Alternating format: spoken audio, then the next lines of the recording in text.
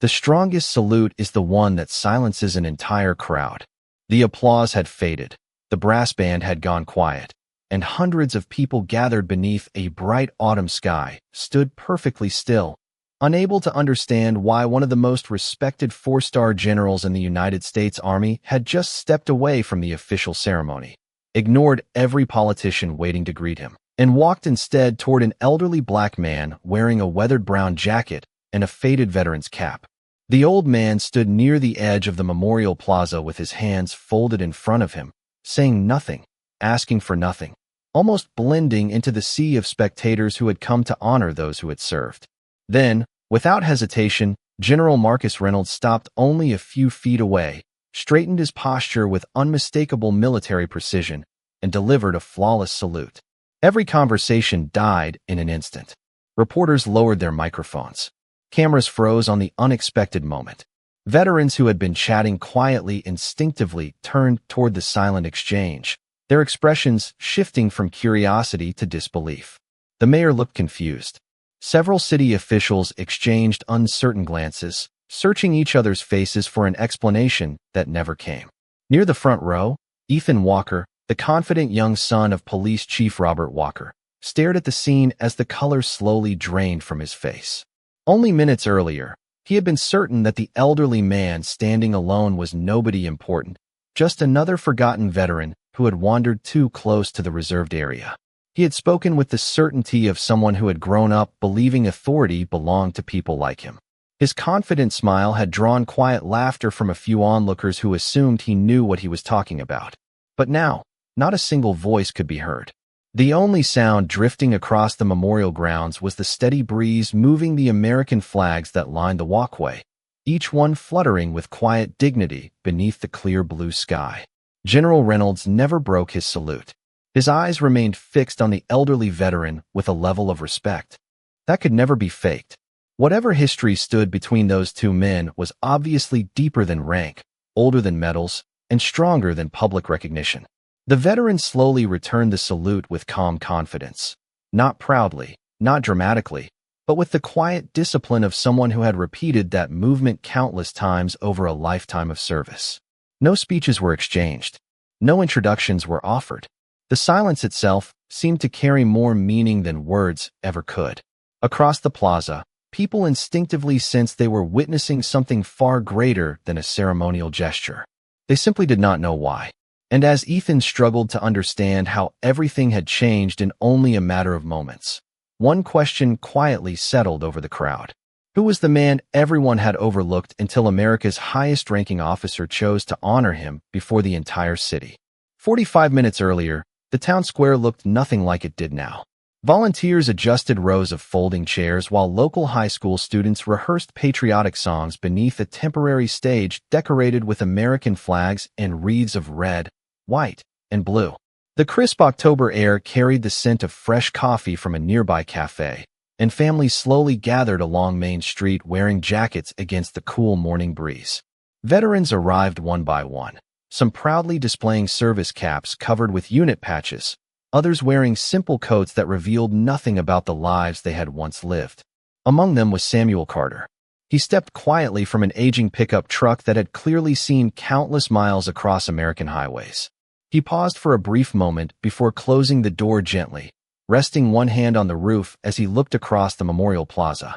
His jacket showed years of careful use, and the small bronze pin on his collar was so worn that few people would have recognized its significance. To nearly everyone around him, he appeared to be another retired veteran who preferred the background over the spotlight. That assumption suited Samuel perfectly.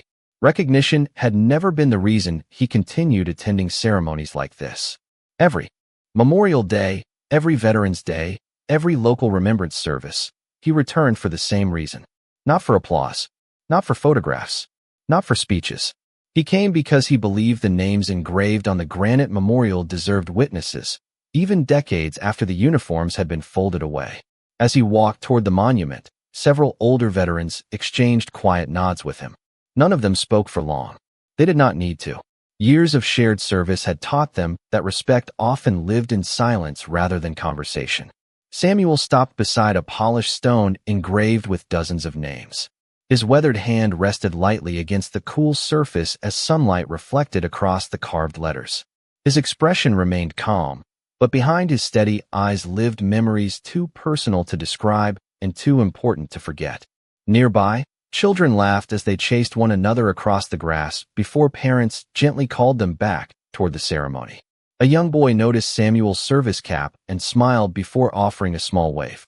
Samuel returned it with the same warm kindness he offered everyone, proving that genuine dignity required no audience. Across the plaza, luxury sport utility vehicles rolled into reserved parking spaces, drawing curious glances from spectators. Among those arriving was Ethan Walker, dressed in an expensive tailored jacket that reflected confidence more than necessity. He greeted city officials with effortless familiarity, shaking hands and smiling comfortably as though the entire event naturally revolved around him. Growing up as the police chief's son had opened countless doors, and over time he had begun believing those doors existed because he deserved them. Several younger attendees quickly gathered around him, laughing at his jokes and admiring his confidence while uniformed officers acknowledged him with polite respect. Ethan enjoyed every second of the attention. Without realizing it, his eyes eventually drifted across the plaza until they settled on the elderly black veteran standing quietly beside the memorial. Their worlds had not yet collided, but destiny had already begun closing the distance between them, one quiet step at a time. Samuel never noticed Ethan watching him because his attention remained fixed on the memorial wall. He reached into the inside pocket of his jacket and carefully unfolded a small photograph whose edges had softened after years of being carried from one ceremony to another. It showed 4 young soldiers standing shoulder to shoulder beneath a blazing overseas sun, smiling with the confidence of men who believed they would all return home together. Samuel looked at the picture for only a few seconds before placing it back inside his jacket with the same quiet care someone might reserve for a family treasure. A nearby volunteer arranging white folding chairs smiled politely and thanked him for attending the ceremony. Samuel answered with warmth, asking if she needed help moving supplies before the guests arrived. Within minutes, he was carrying bottled water, straightening rows of chairs, and helping an elderly veteran find a comfortable seat without ever mentioning his own years of service. To everyone nearby, he seemed like the kind of man who quietly solved problems before anyone realized there had been one. Across the plaza, Ethan accepted compliments as though they belonged to him naturally. Several business leaders greeted him by name, and local officers joked comfortably about how he would probably follow his father into law enforcement one day. Ethan laughed easily, enjoying the attention that always seemed to surround him. Confidence had become so familiar that he rarely questioned where it came from. He believed first impressions were usually correct, and appearances often told the entire story.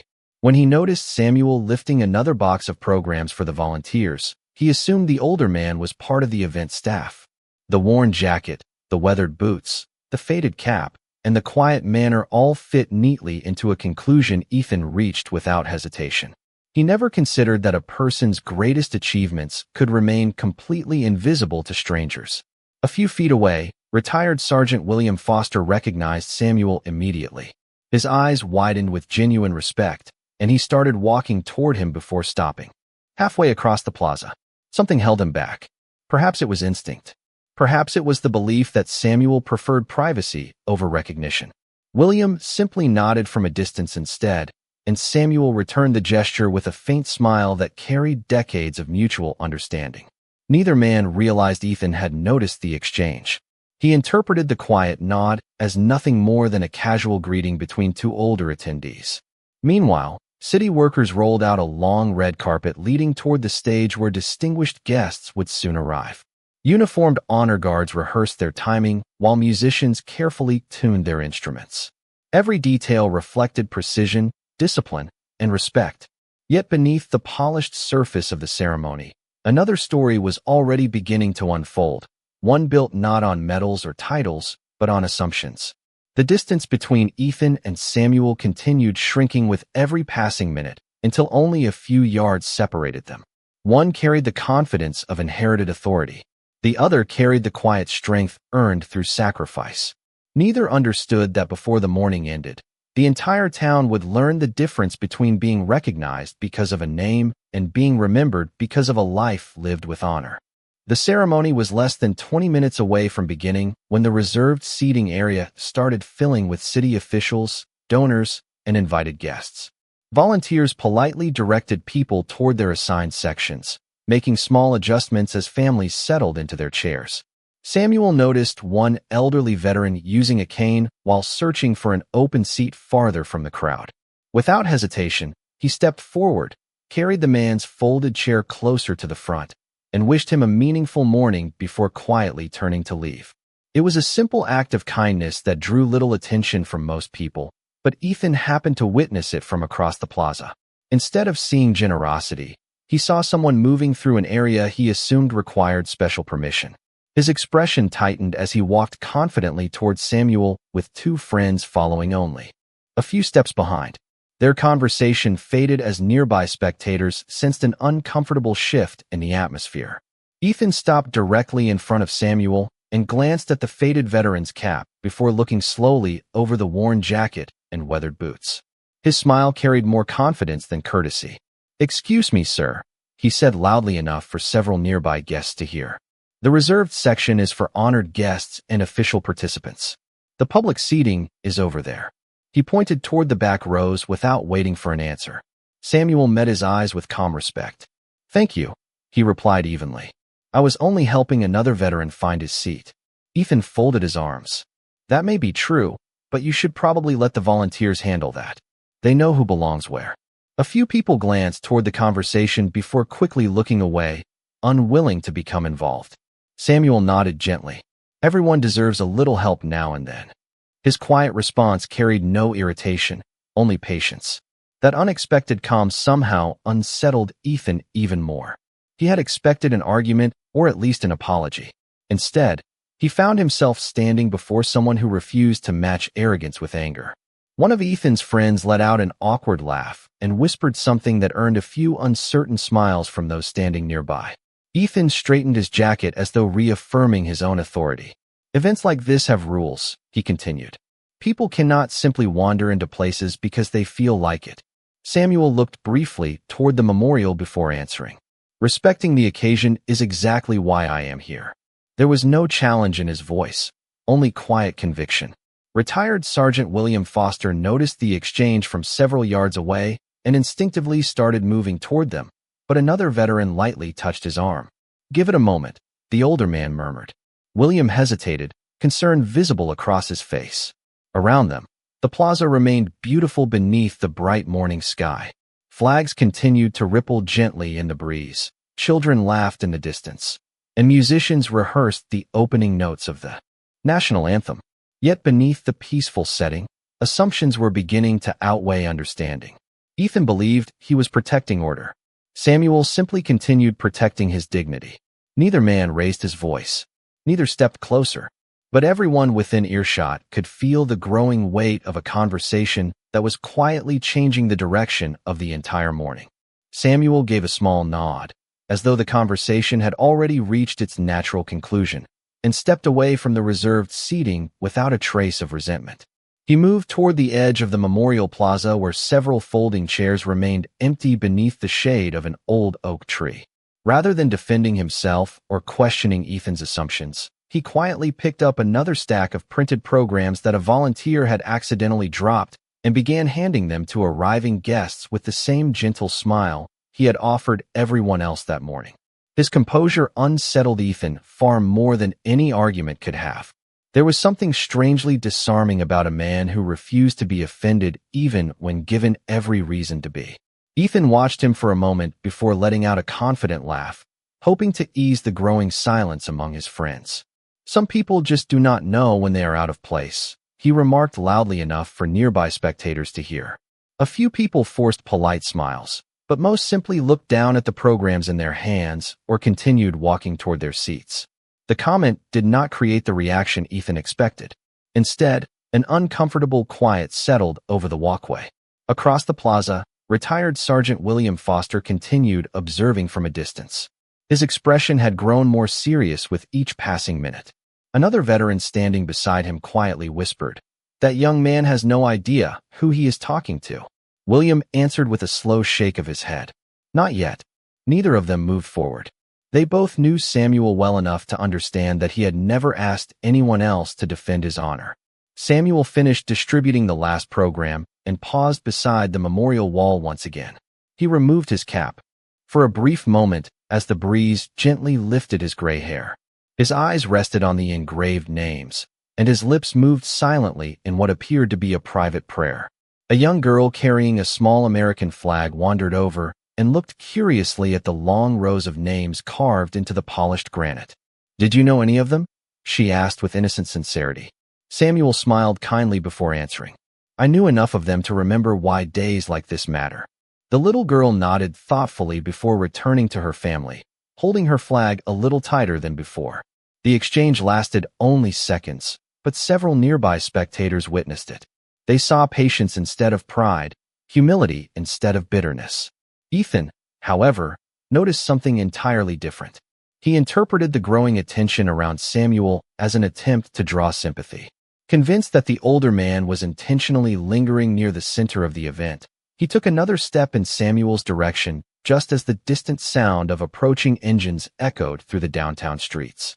Heads slowly turned toward the far end of the avenue, where several black government vehicles appeared in perfect formation. The conversations around the plaza faded almost immediately. Uniformed officers straightened their posture. Members of the honor guard instinctively prepared themselves. Even the musicians lowered their instruments as anticipation spread through the crowd.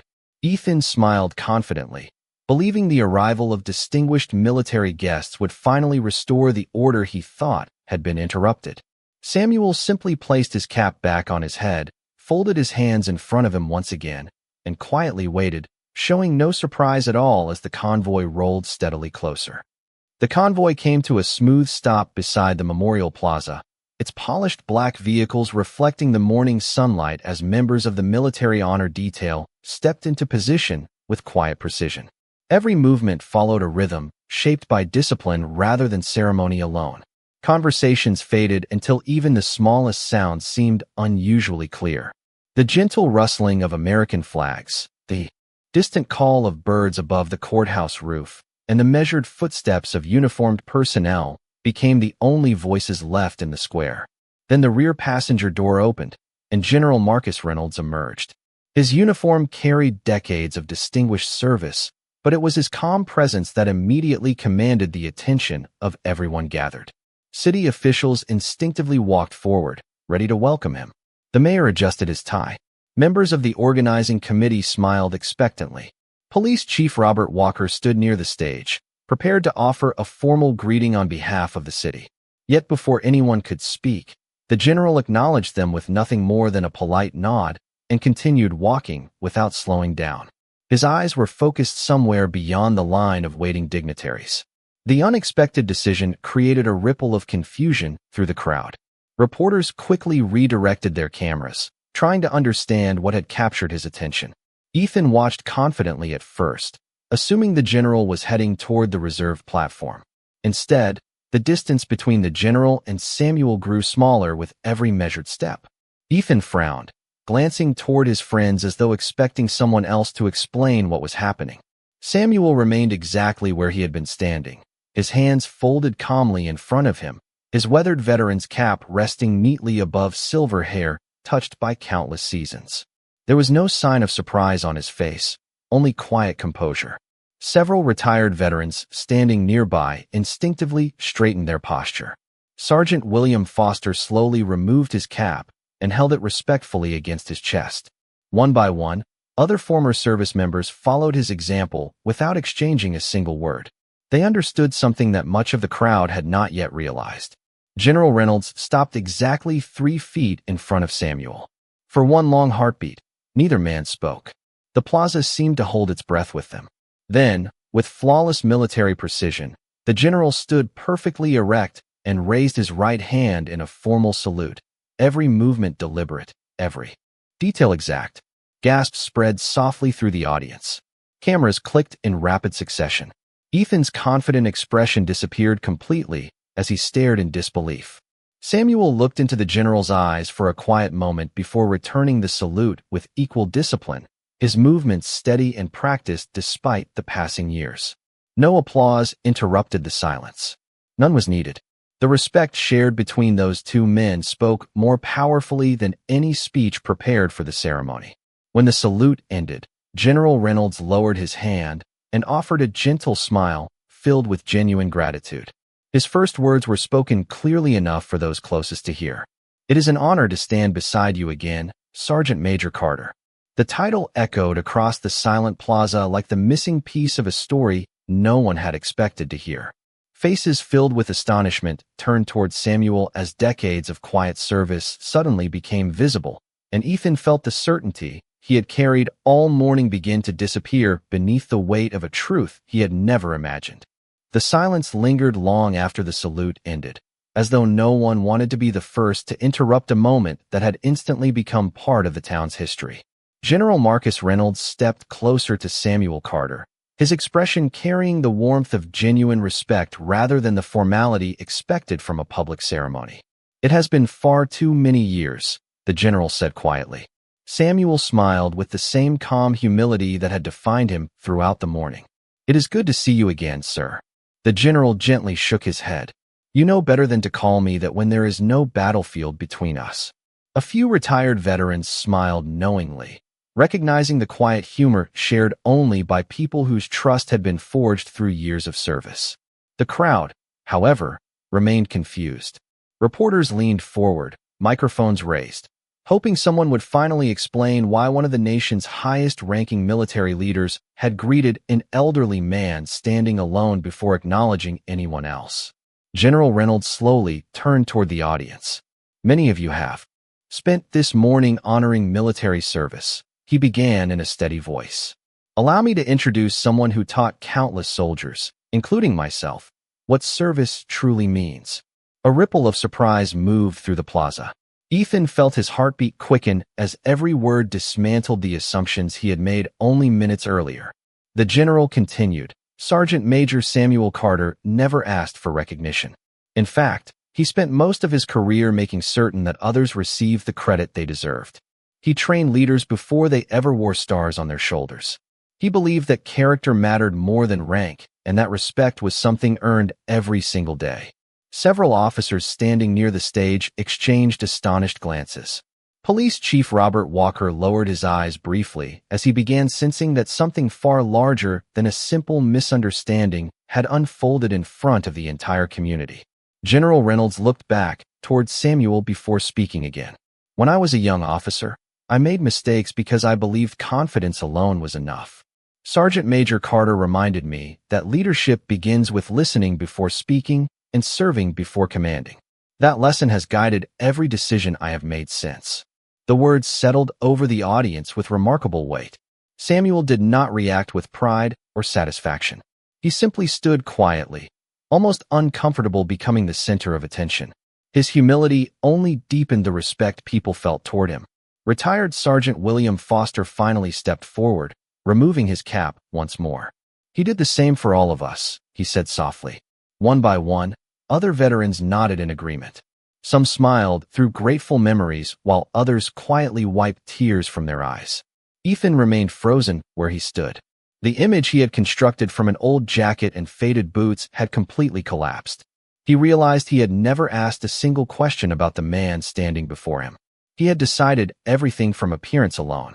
Around the Memorial Plaza, strangers who had barely noticed Samuel earlier now looked at him with admiration, not because a general had praised him, but because they finally understood the quiet dignity they had overlooked all morning. In that unforgettable silence, the greatest revelation was not that Samuel had earned extraordinary respect decades earlier.